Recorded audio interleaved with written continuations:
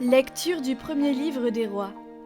En ces jours-là, lors de la consécration du temple, Salomon se plaça devant l'autel du Seigneur, en face de toute l'assemblée d'Israël. Il étendit les mains vers le ciel et fit cette prière.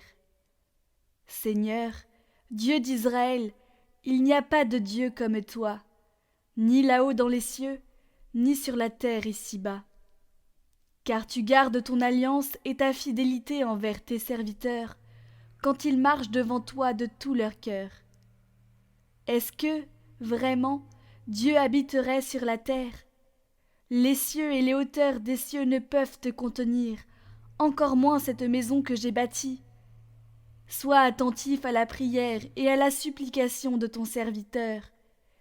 Écoute, Seigneur mon Dieu, la prière et le cri qu'il lance aujourd'hui vers toi. Que tes yeux soient ouverts nuit et jour sur cette maison, sur ce lieu dont tu as dit « C'est ici que sera mon nom ». Écoute donc la prière que ton serviteur fera en ce lieu. Écoute la supplication de ton serviteur et de ton peuple Israël, lorsqu'ils prieront en ce lieu. Toi, dans les cieux où tu habites, écoute et pardonne.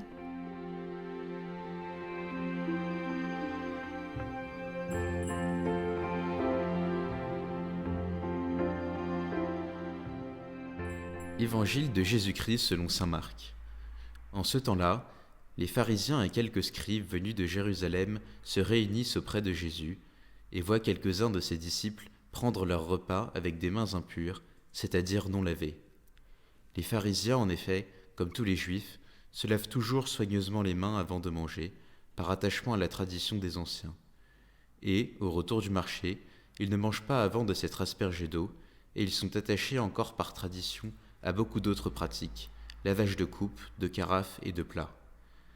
Alors les pharisiens et les scribes demandèrent à Jésus : « Pourquoi tes disciples ne suivent-ils pas la tradition des anciens ? Ils prennent leur repas avec des mains impures. » Jésus leur répondit : « Isaïe a bien prophétisé à votre sujet, hypocrite, ainsi qu'il est écrit : Ce peuple m'honore des lèvres, mais son cœur est loin de moi.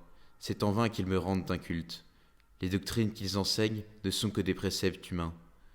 Vous aussi, vous laissez de côté le commandement de Dieu pour vous attacher à la tradition des hommes. » Il leur disait encore : « Vous rejetez bel et bien le commandement de Dieu pour établir votre tradition. En effet, Moïse a dit : Honore ton père et ta mère. Et encore, celui qui maudit son père ou sa mère sera mis à mort.